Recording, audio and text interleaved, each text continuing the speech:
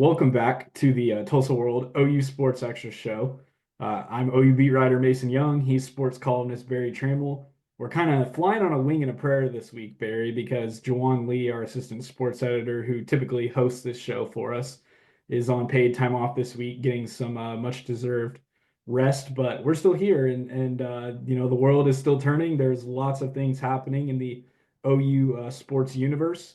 Let's get into a little bit of it. Obviously, the portal officially opened on Wednesday. OU hasn't had anybody super notable enter the portal thus far, but here we are Tuesday night, and before the portal even officially opens, Jim Nagy is already making moves. He brings in two grad transfers, bang bang, in a flash. Gets Jake Michaela, the interior offensive lineman from Stanford, and then makes a real splash by getting Jaden Knott, who was the number one consensus running back in the portal, a former star a couple years ago at Cal. Barry, so what do you think so far of what OU is doing in the portal early? Well, I think it's great to get Ott, best running back in the spring portal, they say.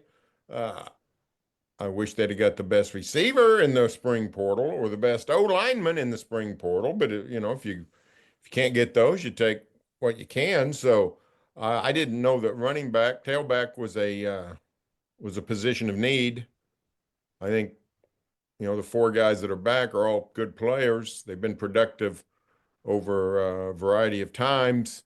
All been banged up quite a bit, except maybe, the freshmen, not necessarily, but Sawchuck and Javante Barnes have been banged up, but so has Ott. He missed a good chunk of last season.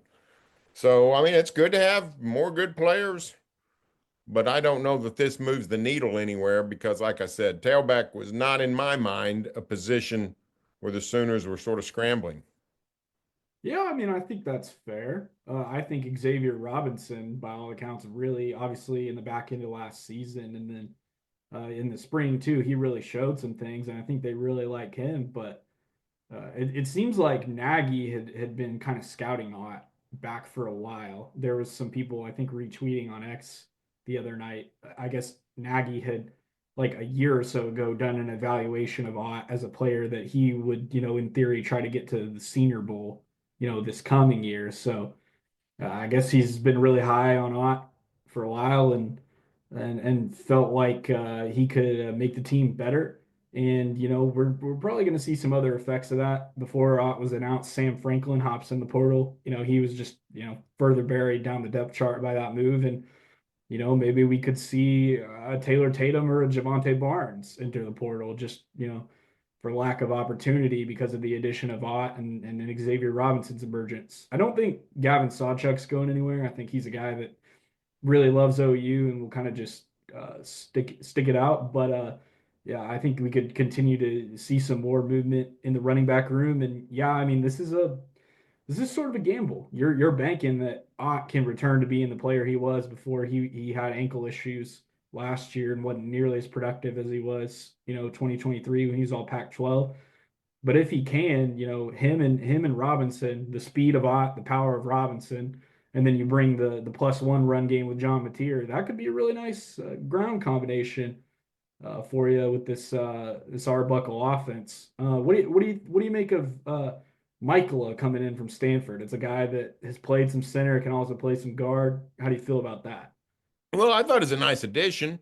I don't know that they got Pace or Orlando Brown out of the portal, but you know what? This is an offensive line that clearly lacked really high quality bodies last season. We'll see if Michael coming in from Stanford, potentially a starter at guard.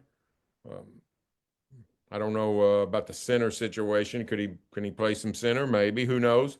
But can't hurt the Sooners. Like I said, the Sooners needed some help on the O line. They needed some help at receiver. I'm actually more fired up about that addition than I am the Ott addition, just because I thought they were pretty well set at tailback. So I want to see Bill Bedenbaugh get some more ammunition in his hands, and I think this is a very good step forward. This spring portal is a lot more active nationally than what we've seen in the past. The good news, it's double-sided good news for OU. they're attracting good players clearly, and they're not losing any players so far that they were really counting on. So it's been a good spring portal week, I would say, for the Sooners. Yeah, I'll be curious to see how Michael fits. Right there with you on that. Not sure what that looks like. One hand says, "Oh man, he can't. You know, he wouldn't replace Troy Everett. Like he wouldn't win the starting center job against Troy Everett, but." Because Troy Everett's this, great vocal leader for this team. He's been the guy that a lot of the guys have said they look to in the offensive line room. But Michaela, maybe there's just kind of they're both maybe a little bit undersized, but maybe there's just kind of a little bit of a difference in skill and talent there that would maybe give him an edge. And if not, maybe he, like you said, maybe he slides into a guard spot. But really, really curious. I counted, I guess, on my hand before they signed Michael. I felt like they had probably about 12 guys they could play just based on all the names that we've known and heard and have kind of kept a catalog of throughout spring practice. So now you got 13. I mean, it seems like they're in a lot better spot than they were at this time a year ago when you had guys like Gary and Hatchett and Branson Hickman and whoever that were banged up. So I think they're in a good spot with the O line. You mentioned it. Nobody really super compelling in the portal yet. So far, it's been Sam Franklin, Devon Mitchell, Peter Shue, Michael Patterson, McDonald, and someone else that's so forgettable that I don't even remember who it is. Five guys in the portal so far. So, but you alluded to it at the beginning. Still some stuff uh, that they need out there. Wide receiver, tight end, kicker, and then potentially a cornerback as well. Of those, four or so things, Barry, which thing do you feel like coming out of spring ball and what you heard is the one that they, really have to hit on here? Well, I'm worried most about the wide receivers. Getting wiped out by injury last year, and now all of a sudden getting wiped out by injury again this spring. What's going on? I don't know if it's anything. I don't know if it's anything in particular, but I don't see a multitude of playmakers out there. We wanted to see, Gibson, the transfer from UAPB, Pine Bluff. He's hurt, broken leg. Brent Venables gave us a pretty good um, forecast that he might be able to return for the start of the season, but that seems optimistic and not great all at once. So, I just don't know. Jaden Gibson, I don't know what his status was. He was nowhere to be found. I think you said you didn't even see him on the field. So we're talking about, a position that really needs to be fortified, and that was a problem last year. It's a problem this year, and that's why, I'd like to see Sooners are going to get in the portal anymore. That to me is the number one priority.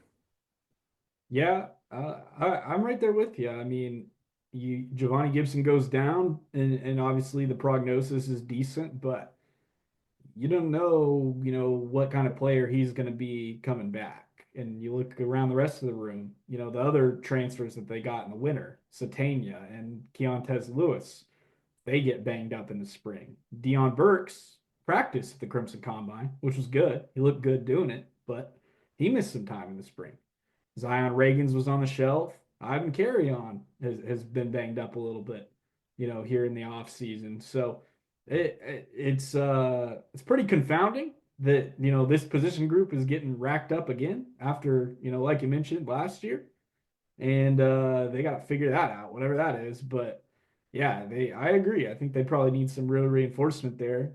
Be curious to see who they get. There's some interesting names out there from Keon Brown, who eventually or originally signed with OU, but ended up having to take the JUCO route because his grades weren't good enough. To Trajan Bridges, who got dismissed from the got dismissed from OU in 2021 as Surely not. Surely they're not seriously considering bringing in Trajan Bridges. we'll see.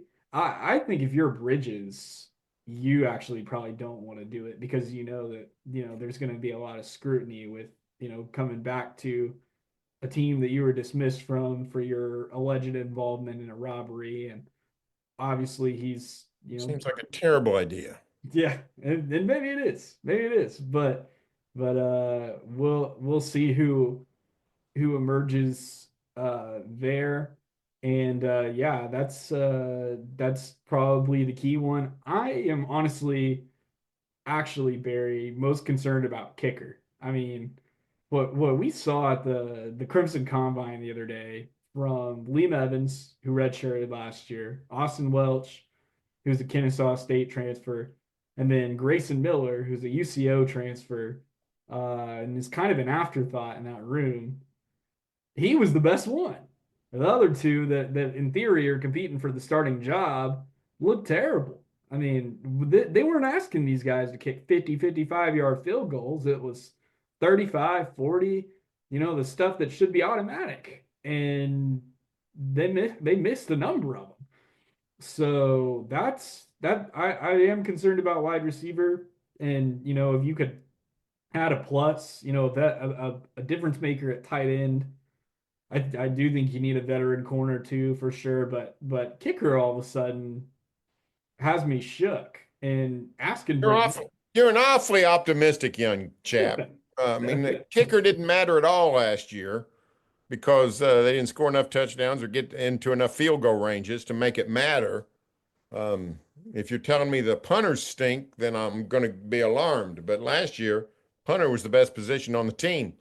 So if OU has kicker problems in 25, I actually think that's a good sign. That means the offense is moving the ball, the offense is scoring touchdown, the offense is getting near the goal line, and the kickers aren't producing. Hey, we'll live with it. There are things you can do without a kicker. You can go for it. So It's one way to look at it, yeah, but I so mean, I don't know. think about how rough Zach Smith was until he finally kind of had his coming of age of last year. I mean, the 2 years before that, he was 70%. And it cost him. Like you think about the Tech game at the end of Brent Venable's first season, where it was like, was that kick good? Was it not? It was so high that it was like the referees couldn't tell. But situations like that, you just don't want to be in. You want to have confidence that your guy's going to put it up through the uprights. So I get what you're saying, but like I think in a league like the SEC in a pivotal year for Brent Venables where the margins are slim, I think it is going to matter. That's how I look at it. But lots of ways to dice things up. Moving on from kind of the portal conversation, we'll obviously be keeping our eyes on that, very intently in the next couple days. But the one positive of the Crimson Combine, which really didn't teach us that much about this team from a viewing standpoint, with guys being injured, them really just, I mean, it just being a glorified practice and not as much of a scrimmage.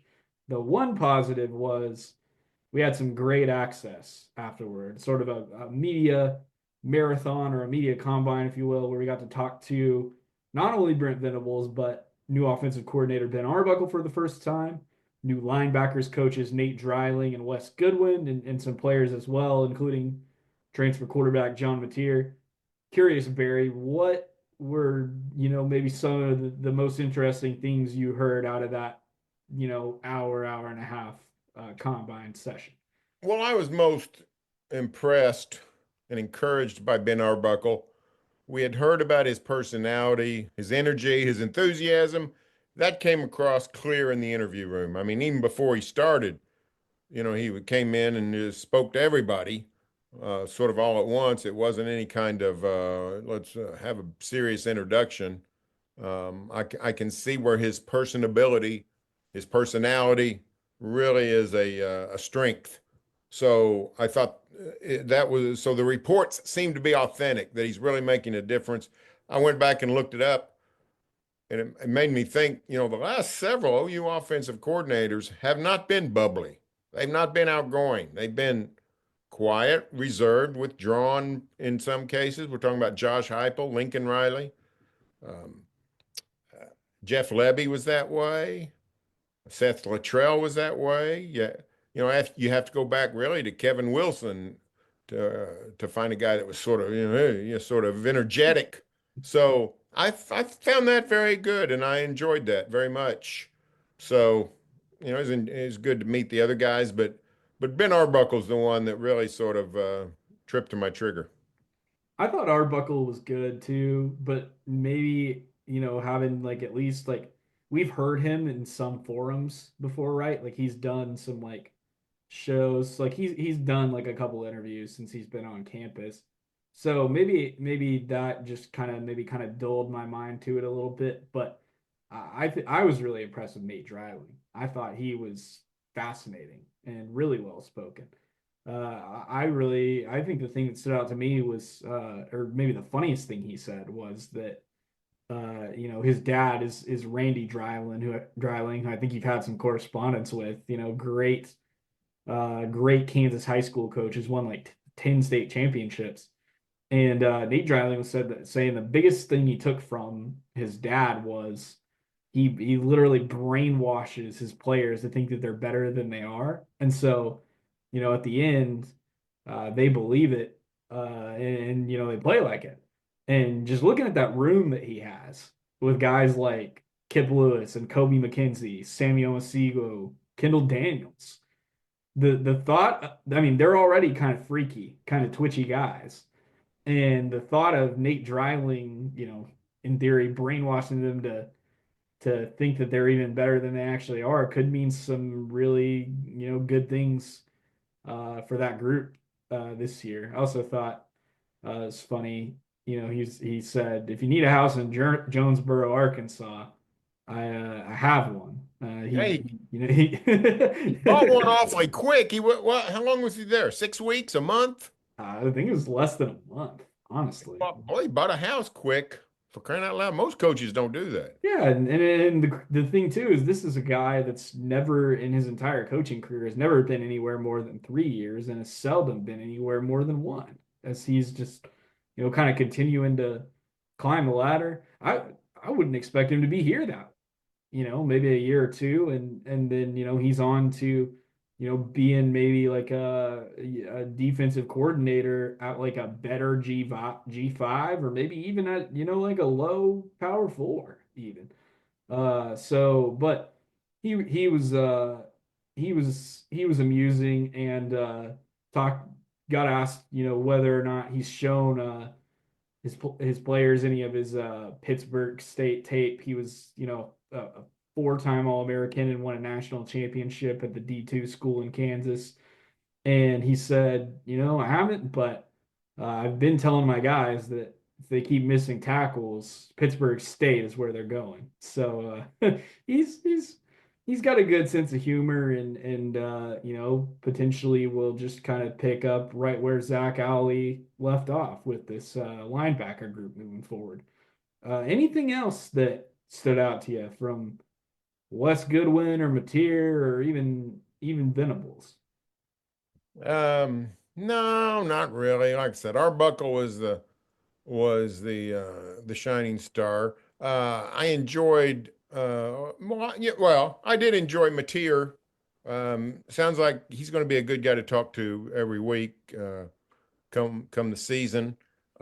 Clearly the team leader, clearly the guy that's taking the reins, and that's what you want out of your quarterback.